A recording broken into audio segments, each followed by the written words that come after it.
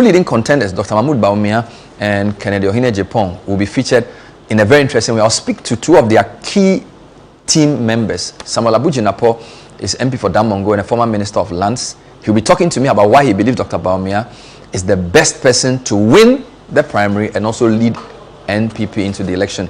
We'll also speak to Kweku Kwating, MP for Obuasi West, who believes Kennedy Ohene-Agyapong is the best person. It's going to be fun. Stay with us.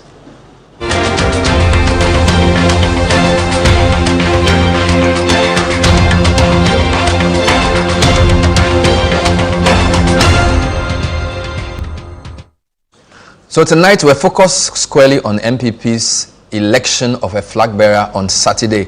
We start off with two of the leading candidates. Dr. Bawumia is a former vice president. Many polls say he's the lead contender.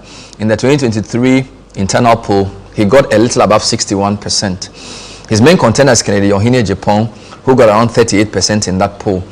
We'll be talking to the MP for Damongo, a former minister of a number of portfolios, who's a key member of the Dr. Bawumia team. Later on, we'll speak to another member of parliament, who's also a key member of the Kennedy Agyapong team in the person of Kweku Kwating. But for now, the Honorable Abu Jinapor is my guest. Abu Jinapor, rather. Which is which? Is it Abu or Abdullah? It's all good. Samuel is the differentiator. Abu is the middle name. Jinapor, MP for Damongo. How are you doing? I'm good, Bernard. Thank you very much for having me. Let me say a very big hello to your cherished viewers.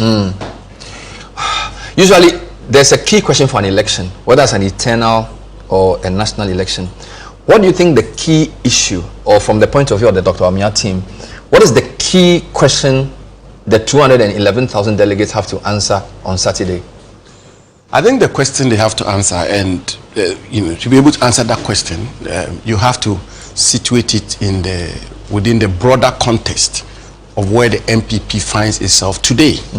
And where the MPP finds itself today, I believe, is one that we all have to be courageous and honest enough to admit that the party is going through a very challenging and difficult phase.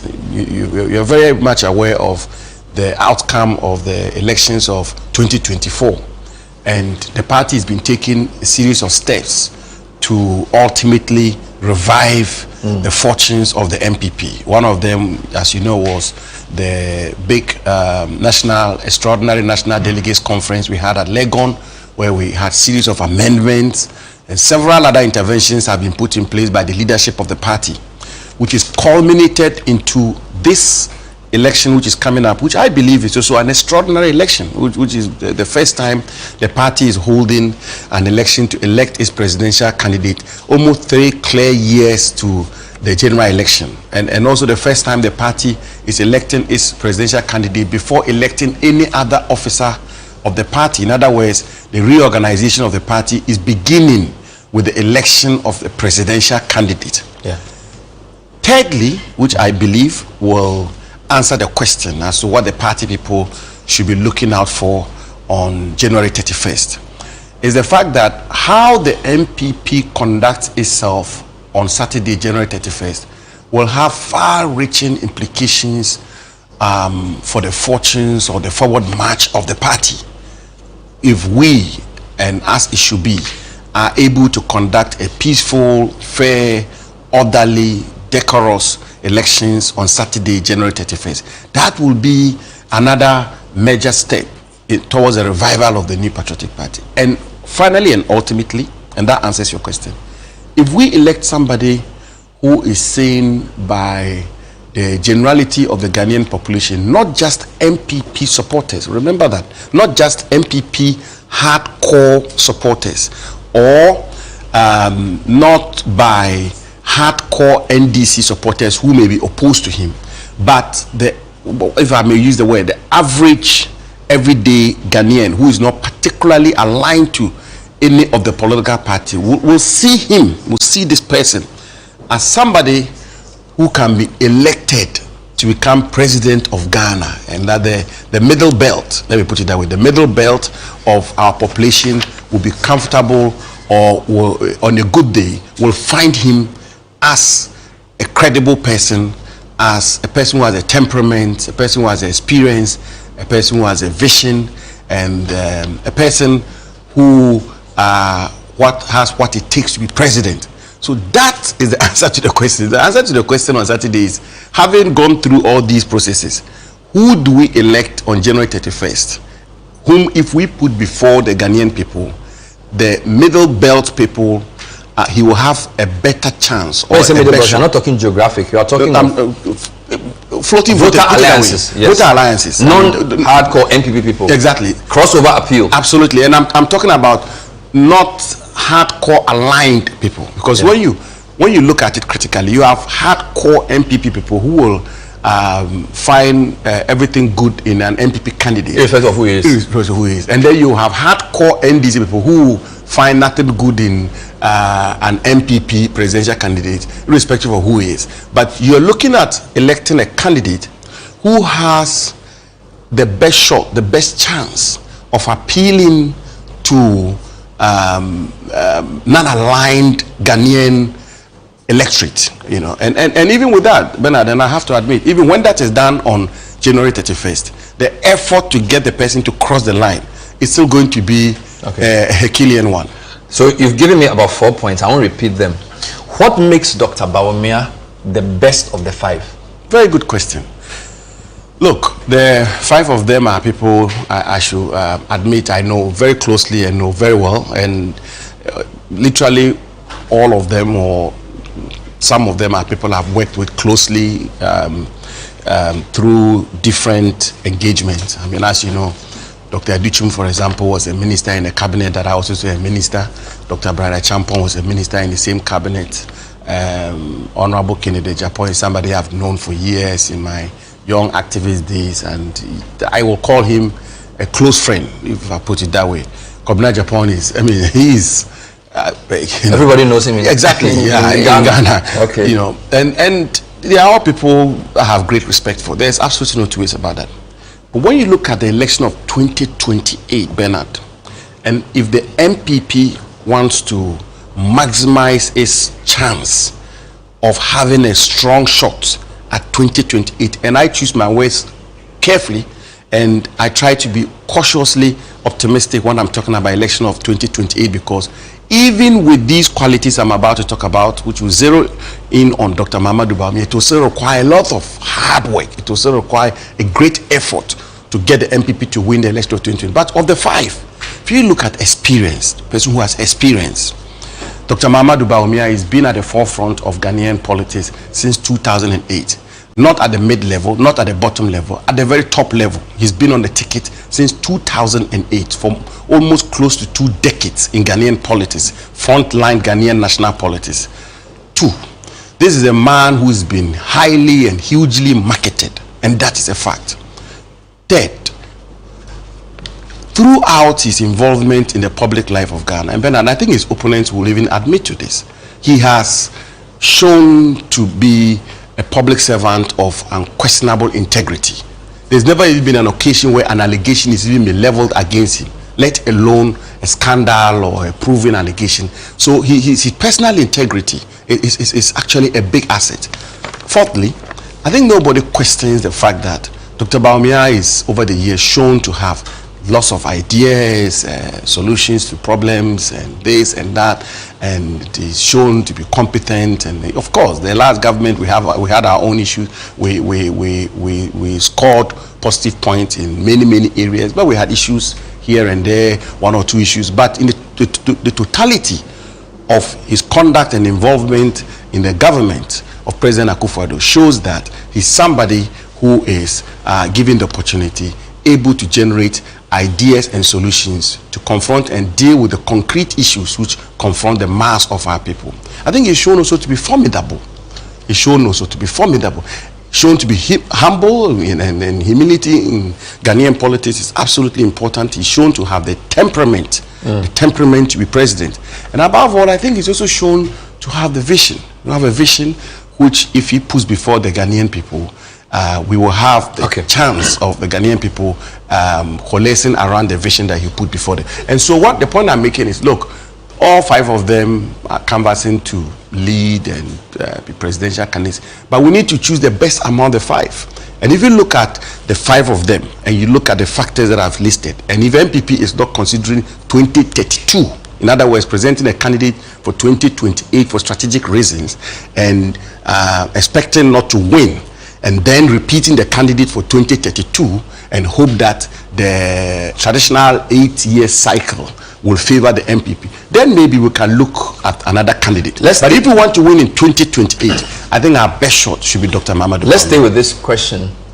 Isn't the NPP taking a risk by electing a candidate before the core issues around 2028 become clear? And let me explain. Usually, by the second year of a government, we know whether it's going well or not. So the question for 2028 election has not yet been, is not clear in people's minds. So in choosing a candidate before that question is clear, it's a big risk the whole party is taking, in the sense that we don't know whether it's going to be an economic election, we don't know whether it's going to be an identity election, we don't know whether it's going to be an election on security as the most important issue. So if you choose a candidate, so this applies to all the candidates, whose skill sets may not match what Ghanaians may be looking for in 2028, it's a guesswork you're playing.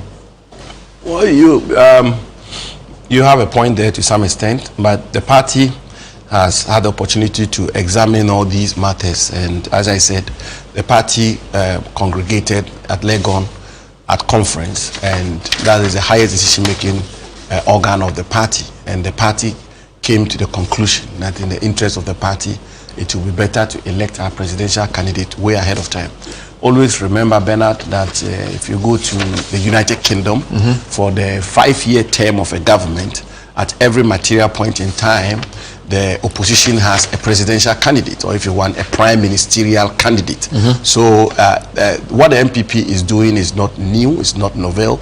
It happens in the United Kingdom, where the leader of the opposition is in place throughout the tenure of the government, and whatever the issues become for the elections ahead, that leader is required to be able to confront those issues.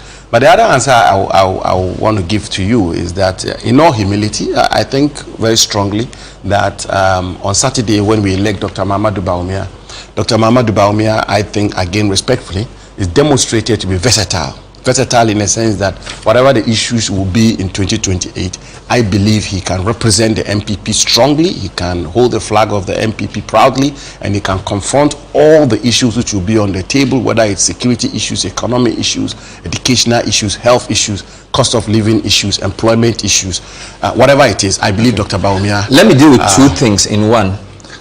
Your main opponent within the primaries, when I hear his team, their main message is that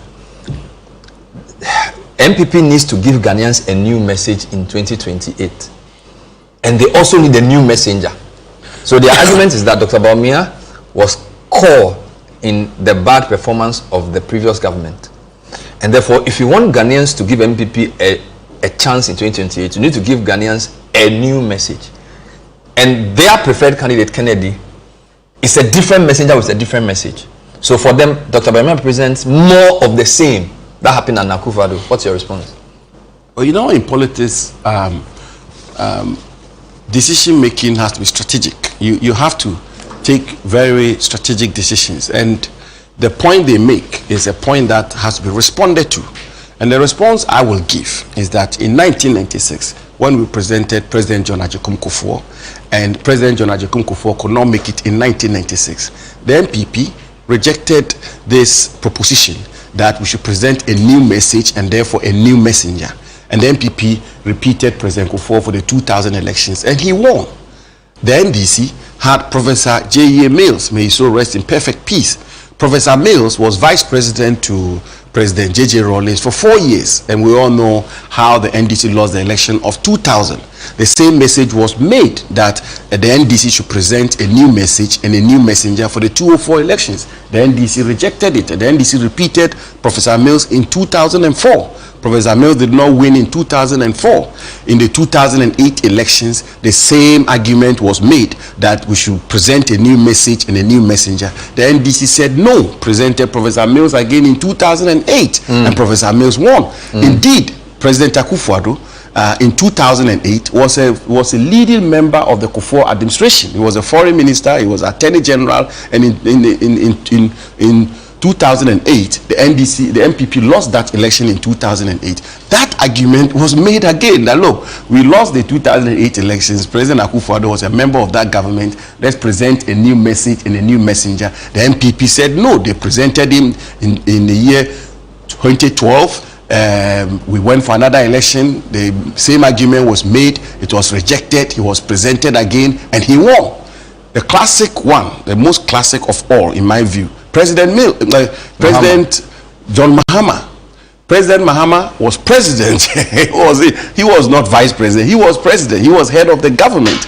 And Bernard, you will agree with me that in 2017, if somebody has said to a pundit that President Mahama will be able to come back and be rebranded and represented and bring a message and become president of Ghana, I'm sure the pundits would have ruled that out. And yet the NDC did not buy this argument of a new message and a new messenger. They presented President Mahama again for 2020. They presented President Mahama for 2024, and he won by a landslide. Like the Americans will say, if it's not broken, don't fix it. This arrangement of repeating a candidate and coming together and backing the candidate and putting a message and a program and a formula before the people, which the people will be excited about, is proving in the past to work. I think it is the strategic interest of the NPP. You've answered this to repeat from history. Dr. No problem. Bawumia. Fifth question: the economy. Is the Dr. Bawumia was supposed to be the main economic arrowhead for the Akufo-Addo government. There are many reasons why NPP lost. We don't have time to go into that. But the bad performance of the economy was part of the reasons people were angry. Right? The economy seems to be the best thing. Yesterday, President Mahama was talking at a program, and he says that the economy performance has surprised even him, and that IMF and co are all saying you've done so well with the economy, and that he was expecting the economy to turn around in 2 years. It's turned around in a year. So my point is, the NDC's strongest point for now is economy. The NPP's weakest point in coming out of power was economy. Dr. Bawumia was the head of that. So aren't you disadvantaging NPP if the economic performance continues for NDC? In putting Dr. Bawumia, what will he say about the economy if what is happening continues? Well, let me challenge that to begin with. Look, everything that is happening today with the national economy of our country, inflation is single digit, interest rates seems to have come down, the currency is improved, this and that. All of those are highly welcomed. And I think that it would be disingenuous on my part to sit here to say these indicators are not welcome. They are most and highly welcome. That's number one. Number two, what is the state of Ghana's national economy? The state of Ghana's national, it takes me back to a point former President J.J. Rawlings made, the late President Rawlings, may he so rest in perfect peace, when he was interviewed sometime in 1983 or 1984, when he was asked by a BBC reporter that, what is the state of the Ghanaian economy? And he said the state of the Ghanaian economy is his stomach. He said so. And that if his stomach is full, the economy is doing well. If his stomach is not full, the economy is not doing well. The fact also still remains that in spite of all these figures that have been thrown about, which I say are welcome and which I say are to be encouraged and all of that, Bernard, I say to you today that today in Ghana, the two biggest problems confronting the mass of our people have not are yet to be tackled. The two issues of cost of living and unemployment. Cost of living and unemployment. And if you go out there and you speak to the everyday Ghanaian, cost of living is still a major issue. Unemployment is a major issue. The biggest weapon or the biggest proposal the government made in the run-up to the election to deal with unemployment, that is yet to take off. The 24-hour economy. That was a flagship promise of President Mahama and his government. That was the commitment they made to the Ghanaian people, particularly the Ghanaian youth, and most particularly the Ghanaian unemployed youth, that they were going to roll out a 24-hour economy to deal with the issue of unemployment. It's not happened. The Formula 133, where we're going to have shifts of 3 jobs 8 hours, 8 hours, 8 hours. That also has not happened. And so the point I'm making is that, look, the suggestion that Ghana's economy is like honey and milk and everything is so rosy, that is not correct. Secondly, no, what I'm saying is that it's better now than it was under your tenure. We can go into that debate, but I'm saying to you that proposition that the Ghana's economy is all rosy, but that's not the proposition. It's a fact that the economy is doing better. Everybody admits that. I've said that the positive indicators, the major indicators of the economy headed in the right direction are all to be encouraged and welcomed, and even if you want commended.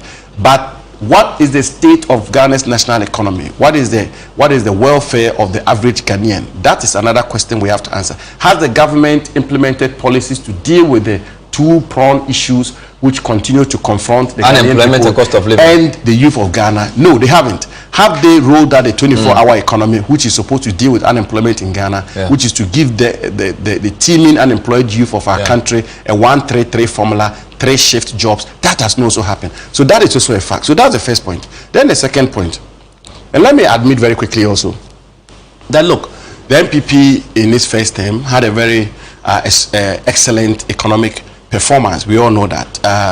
Growth was high, interest rates was down, inflation was down. Yes, the economy ran into problems, and the reasons why the economy ran into problems have been said over and over again. I will not go into that.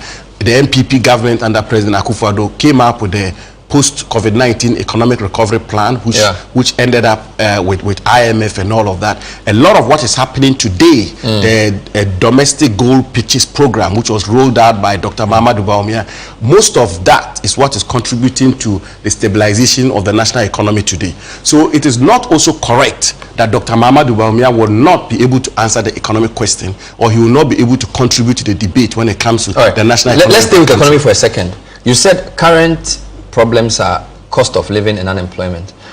Your main opponent in the NPP primary talks about jobs he's created. He talks about the number of people he's employed personally. He talks about his track record as a philanthropist and a job creator. So if your precondition is true, that Ghanaians are looking at jobs and cost of living, Mr. Jinapor says, I create jobs. I have factories. I employ people. Your candidate hasn't. Well, but that is very, very excellent. That is extremely commendable that he has factories that employ jobs. There's absolutely nothing wrong with that. I think it should be commended. I'm not sure anybody is questioning Mr. Ajapon's entrepreneurial skills. He's been a businessman in Ghana, and he's been in enterprise, and if he's done well in enterprise, there's nothing wrong with that. I mean, that obviously should be welcome. But the point too that has to be made forcefully, and that has to be made fundamentally, is that being a good entrepreneur does not automatically translate into being a good leader. And some of the greatest leaders the world have seen over the years have never managed even a kiosk before, and have never been in business before, and I've never been entrepreneurs before. So being a good entrepreneur does not automatically translate in becoming a good leader. Again, let me. But the leader of the free world, America, until recently, he was not a politician. So when you look at the U.S. president, he's a businessman too. You are not about to have the debate about what is happening in America today, and indeed what is happening with the American economy. Good entrepreneurs have sometimes ended up as good leaders, but I'm saying that being a good entrepreneur does not automatically translate into being a good public leader. No, he's pointing to his track record. That is not belittling. He's pointing to his track record as a job creator. Hold on, and that is not belittling Mr. Ajapon's entrepreneurial skills.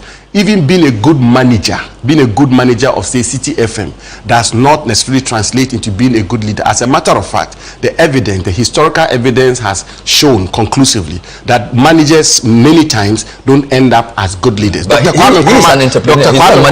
Kwame Nkrumah did not manage a single business. Dr. Kwame Nkrumah did not manage a single business. Winston Churchill did not manage a single business. Abraham Lincoln did not manage a single business. But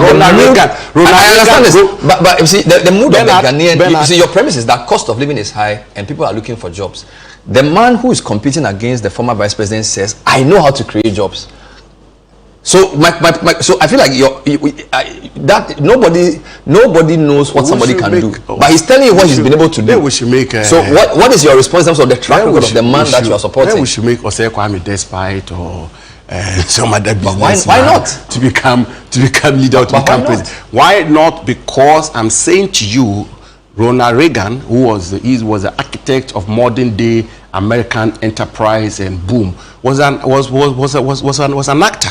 He was an actor. He didn't manage any business. Margaret Thatcher, who was responsible for modern day economic configuration of the United Kingdom, was a chemist, was a lawyer. So I'm saying to you that saying that I set up CTFM, I created 5 jobs, 10 jobs, and the rest is not sufficient. Isn't that here or there? It's not so much. It's not here and there. I'm saying it's not sufficient qualification to become leader. That is not belittling. No problem, Mr. Ajapon. I wanted you to see. Please put the picture back. The video of the signing. I know you know Dr. Bawumia better than I do, but he didn't look very happy here. Am I wrong? He looked very ill at ease. Really? Yes, that's the impression I get. If you can roll it back a bit, they will see. Did he want to be here, and also does he stand by the commitment here? Because he seemed a bit. Well, I think. I mean, he's usually a nice, jovial, smiley person. He was. I didn't see him smile too much here. Well, I don't know, but I think if there's anybody in the NPP circles who is shown to be a measured statesman, peaceful man, calm, tolerant, and a unifier, is Dr. Mahamudu Bawumia. Was he just having a bad day? Because he looked, I mean, I'm not a photo analyst, but you can tell clearly that Doc is usually more smiley, more relaxed. He looked very tense. I don't come to the conclusion you've come to, but be that as it may, I think sometimes these campaigns are very exhausting. Okay. When they've gone round over and over again, and then they are pulled in to come in, and they take these kinds of events. Remember that he's been touring the country for the past 3 months or so that can have a toll on him. The other point is that he looked very comfortable with those on his left. So again, we're watching this from the newsroom. Everyone was saying, why is he and Educhum and Kwame Japon so cozy? I didn't see him change. I didn't see him say anything to Brian or Kennedy Japan. I mean, you can ask. We watched it for. You can ask the whole newsroom. We didn't see him. The 3 of them seem to be having a really jolly good time together. Am I missing something here? You should try and bring the 3 of them here one of these days before the election. The 3 on his left or on his right? You are telling me. No, the 2 on his left, it was very okay. But did you see when Brian tried to speak to Kennedy Japan? That was very. Yeah, but they were talking No. There's a video. Your producers can pull it out where Brian was trying to talk to Honorable Kennedy Japan, and that was quite. But look, on a more serious note, Bernard, campaigns are exhausting. Okay. And campaigns get heated when it's days to an election. Trust me, campaigns get very heated, and sometimes they can even get acrimonious. Okay. So a lot of what you seem to be observing, I have not observed that. Okay. It may be explained away by with where we find ourselves. It's just about a week to the election, so people are. So look at it. That's what I'm talking about. He didn't hear. Let's end with a prediction. In 2023, Doc got 61 point something. Kennedy got 38. We have just a minute. What is your prediction on Saturday? For Saturday. I don't get into the business of numbers at all. Okay. What I'm very clear about, and what I'm confident about, and what I'm appealing to NPP delegates and the generality of NPP people is that on January 31st, given Dr. Bawumia's experience, given how much we've marketed him, given how much formidable he is, given his temperament, given his humility, given his vision for Ghana, and given his personal integrity and all that he has done in Ghana over the years, and given that he's been fiercely loyal to the NPP when it matters most. He showed up in 2008. He moved from the central bank to become the running mate of the party. He campaigned for the party 8 years to bring the party into government. He was a lead witness. You and I were not there in the witness box at the Supreme Court. He has been fiercely loyal to the NPP, served our president and our government diligently, and the president himself, Akufo-Addo himself, has given him thumbs up on many occasions, given the totality of all these circumstances, and also that he has a program for the welfare of the rank and file of our party, and that he will be a flag bearer who will give the NPP the best chance of winning 2028 and not 2032 or 2036. On January 31st, they should give him a first round victory. You believe he's winning? He's winning. Clearly he's winning. First round victory. Will he do better than last time? I'm not going to get into that. He's winning first round. That is what. We'll leave it here. We'll leave it there. Good luck to you and to him. Thank you. We'll talk again, hopefully right after the election. And then I'll come and present the victory to you. Wonderful. We've been talking to the first guest for the show. When we come back, we'll speak to Kweku Kwarteng.